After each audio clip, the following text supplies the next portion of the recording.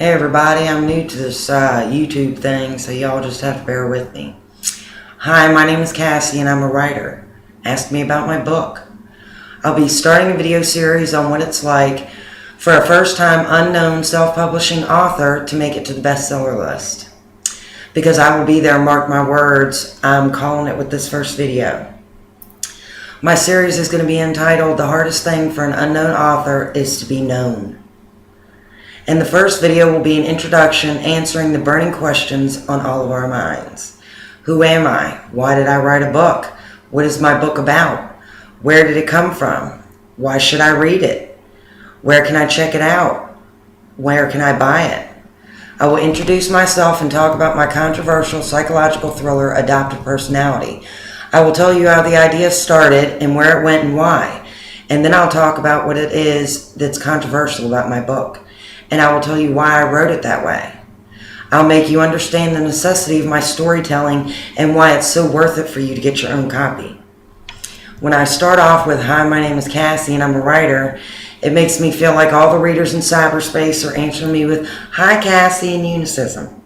So in terms a reader would understand, this is a support group for readers who love a great book and writers who want to know if I ever made it famous. I've completed an associate's degree of science, an associate of administrative support technology and medical office systems from Danville Community College. I also received my bachelor's from Ashford University. I graduated magna cum laude, and that bachelor's in social and criminal justice. Let me try to keep up with everything that I want to point out. I've published 2 previous works, a poem titled No Kermit Here in Uwante's Magazine for George Washington High School, Volume 29, June 1997, and I'm on page 25. It's under the name Cassie Dudley. And then an editorial piece titled What It Means to Be a Soldier. And that, it was in the Star Tribune, Chatham, Virginia, August 7th, 2013, page 5A, and that was under my name, Cassandra Scearce. I've been a military wife for 7 years, and I'm an avid reader. This has prepared me with the knowledge to provide you with an unforgettable novel. And I lost my place. Isn't that great? I am already hard at work on my second novel titled Abduction at Home. Reading a book is like an addiction for me. I have more library cards in my wallet than I do credit cards. A well-written book is always better than the movie that they made from it. There's just no way movies don't compare with books. There are a couple that live up to the book, but not that many. Essentially, a book plays in my mind like a movie as I read it. In addition to library cards I have a Nook Color that has over 500 books on it at the moment, and of course the bookcases that I have at home. I'd love to be one of those readers that works for a big publishing house as my side job so I could read all the newest books. Adoptive Personality was a story I was always meant to write. I've always loved to read and write.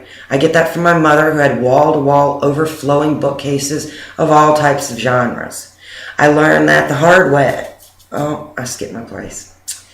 I myself love to read so much that I can't limit myself to just one genre when I read. I learned that the hard way when I ran out of books. So some of my favorite authors are Dean Koontz, James Patterson, Janet Ivanovich, Kelly Armstrong, Heather Graham, Sherilyn Kenyon, Kim Harrison, PC and Kristen Cass, which is a mother-daughter team, and Lisa Gardner. And that's only the authors that are out of my home bookshelf. Adoptive Personality started out as a creative writing assignment for an English class I took in college. We were to write about anything we wanted. We had to write a fiction story. It was required to have a beginning, of course, a plot, which is the middle, and an ending. I decided I wanted to write a psychological thriller story. In this paper, I kept the same premise for the beginning and the ending word for word. Back then, it was going by the same name, Adoptive Personality. The paper was 6 pages and I received an A. I also received a note on my paper to see the instructor. She told me that I was very talented, that I was a very talented writer, and it seemed I had passion for it. She said in her opinion, that wasn't all there was to the story. I think you have more inside. Over the years, I would pick it up every now and then. I just didn't take it seriously. But the story was always waiting to break out on paper. Back in 2008, my husband was stationed in Iraq on his first tour. He accidentally took the copy of my book with him, and the hard drive crashed. During a second deployment to Iraq, I suffered from severe depression. The kids were the only thing that kept me from being a complete hermit. I sought a doctor's help and pulled myself up using my will to do something great in this life. I wanted to write my book. I devoted myself to writing and putting my novel down to paper. The hard drive contained about 125 pages on it. When it was lost, I had to start from scratch. Plus, I had read so many books, great books, since then that my creative juices were flowing. I had the same premise for the beginning and the same ending line, but I took the plot of the story a different way. And it turned out a crashed hard drive was the best thing that ever happened to my book. I always have had an active imagination. When I was setting up my Google page, there was a box for skills. Now, as a writer and a lover of books, what skills did I possess? Disturbingly imaginative, creatively explosive, excitedly twisted, compulsively detailed, and quick-witted are what I brainstormed for myself. This is an overview for the book. Adoptive Personality is a story about a young girl, Eve Matthews, that is molested by an alcoholic father. She finally makes a stand for herself, setting fire and killing her parents. After their death, Eve discovers the monster that hurt her wasn't even a real father. She'd been adopted. She believes her abuse and molestation were orchestrated the moment she was given up. Follow her through foster homes as she plans her revenge and money-making schemes as a stripper and a dominatrix to buy the tech needed to uncover the information that she seeks. She also comes into her own as a woman in the allure of her sexuality. She finds the way to her mother through Softtech Simple, a computer software company. With her sexy business attire and her enticing ways, she seduces her way in through its CEO, Adam Willis, once she's poisoned his secretary and taken her place. Now, the reason my book is so controversial is probably because of the way I tell my story. My book does not ease you in. In fact, it comes with a warning notice on the inside cover. This book is not intended for young readers. Please do not leave it unattended anywhere a young reader may get a hold of it. There's graphic material in the following pages. And since I will be offering up the first 5 chapters on my YouTube page, please do not view unless you are 21 years or older. If you're old enough, proceed on. Eve will have you wanting to kill on her behalf, fall in love with her, and leave you in stunned disbelief. Hope you enjoy. It opens with a special note from Eve. It's written like a diary entry to those who will read my story. My name is Eve Matthews. My life has been anything but easy. I need to tell you my story in order for people to understand the woman I have become. My story is not a fairy tale, but nightmares come to life. Putting my story down to paper will not do anyone any good, since I'll never let anyone read it while I'm alive. But after I am gone, everyone will know what I lived through and achieved in my life. Letting people see my graphic past through my eyes will only make them understand why I did what I did. Sincerely, Eve Matthews. I've been told by some readers that they could not get past the first chapter. The scenes were too graphic and ripped their hearts out. Out of the 68 test readers, 6 people told me they couldn't read it. Everyone that finished the book was happy that they read it. And here comes the controversial. The first chapter opens to show you the scene where Eve snaps. She's lived through her last night of it. It is hardcore. The first chapter is essential for my character's development. The story starts during her breaking point. It has always been important to me that Eve's character makes you feel sad, lonely, and abused. She breaks your heart. You want life to get better for her, and you don't stop reading until it does, and then you're stuck reading because now you're hooked. What is being done to Eve is excruciating. Now, this is not written from personal experience. I needed the backstory for my character's state of mind, so I imagined the worst thing that could ever happen, and then I wrote it down on paper. Yes, I did feel sick while I was writing some of the scenes for this book. I want people cheering when she sets those pigs on fire. I want you cheering when she gets away with it. Eve is not just some dumb girl. She is highly intelligent and determined that no one will ever hurt her again. As you continue on through the chapters, you will realize that chapter 1 was always meant to be told the way it was. And yes, tomorrow night, the reading of chapter 1, I will probably have problems reading it myself out loud.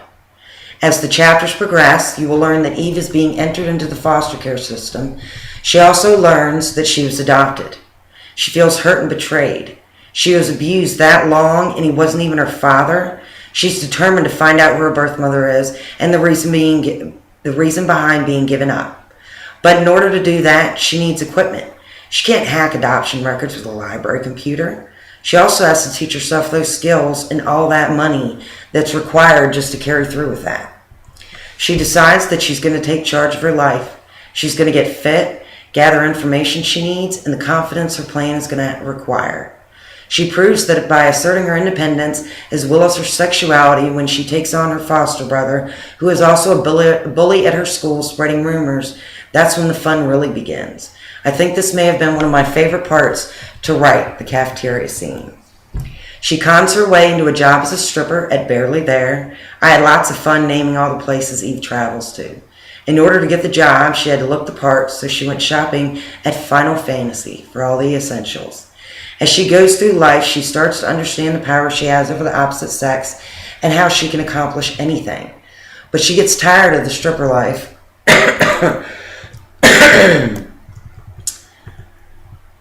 and wants something more lucrative and controlling. She decides she wants to be a dominatrix. All through this self-discovery, she's still never given herself to anyone willingly. But the power she wields and the information she uncovers advises her to evolve her plan. My mother is on the board of trustees for a computer software company called Softex Simple. The CEO's been having health problems, and his young grandson is slated for the position. She continues on with her dominatrix appointments, each time learning more about herself than she ever thought possible. She also meets a young man that she decides to give herself over to. She must gain experience if she's going to seduce her way in through the next CEO, who is rumored to be a playboy. The dominatrix scenes I wrote were some of the hottest I've ever imagined, much less put on paper. As Eve was discovering herself, I was discovering my talent for crafting an intriguing sexual character that just isn't right in the head after everything that was done to her, but is going to make the best of her situation. With high school underway, online classes, foreign language training, and hacking as much information as she can, the story evolves. You get to see Eve in her element of self-discovery. The power one person can hold, the fun one person can have. Eve works out, shoots guns, takes self-defense classes, drives go-karts, plays paintball, and loves getting tattoos. She is a multifaceted character. The consensual sex scenes are some of the hottest you'll read. When the current CEO kicks the bucket, it'll be time for her to make her move. But how to get rid of the current secretary so that she can take her place? Once Eve is Adam's secretary, the sparks start to fly. Eve makes him work for it. He salivates over her shoes, sexy business attire, and flirting ways. And then when she has him right where she wants him, well, you have to read the book to experience it all. The twist is unforgettable. These are some reviews that I've been getting from readers. I read it twice in 1 week. Other than the fact that you broke my heart by ending it, when I got to the ending, I literally jumped off the couch to go tell my hubby. I didn't have to read it. I told him the whole story. Laugh out loud. I loved it. The first time I got to like the last 20 pages, I was like, no. I actually printed a double-sided copy, hole punched, so that I'd have it until I could buy the real book. Congrats, Cass. You are a master with words. That's from a reader in Florence, Texas. Your book was completely enthralling. I could not have asked for a better read. This story takes you on a journey you won't want to stop, and desperately leaves you wanting more. I can't wait for the next one. That's from a reader in Dry Fork, Virginia. This book is a dramatic, depictive, captivating page-turner. Every chapter made me want to read more. I really did side with the main character, and the end leaves you speechless. I got my signed copy. Get yours. That's from a reader in Eden, North Carolina. So I finished the book, and my only complaints are, 1, it's over, and 2, there's no sequel. Loved it. That's from a reader in Garland, Texas. I started reading, and I describe it so far as disturbingly interesting with twisted excitement. Wow, I just finished. Wow, it was great. I didn't see the ending coming. I can't wait for the next book. Put me on the list. That's from a reader in Chatham, Virginia. Your book is absolutely wonderful. It is sexy. It makes you become so involved in the character that you like her or you want to be her. I don't want to kill like her, just feel confident, sexy, and controlling like her.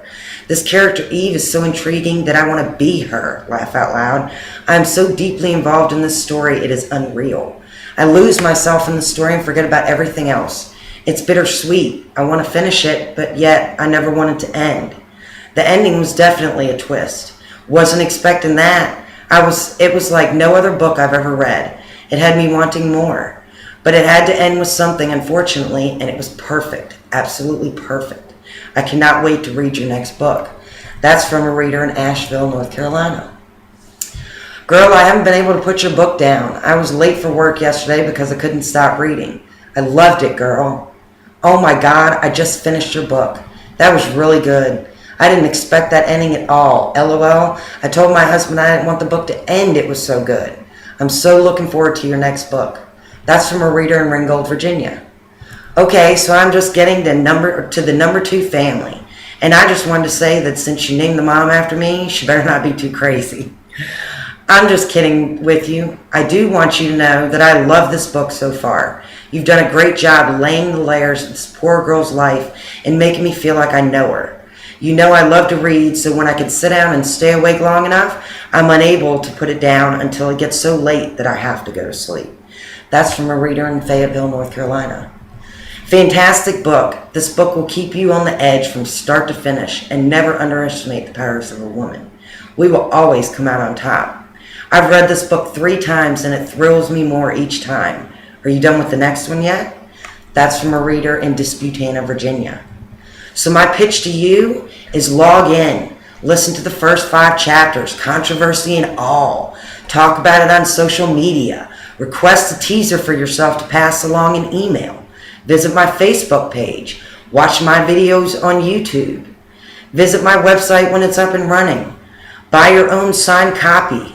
I still have first print, first edition copies for $15 plus $4 shipping and handling.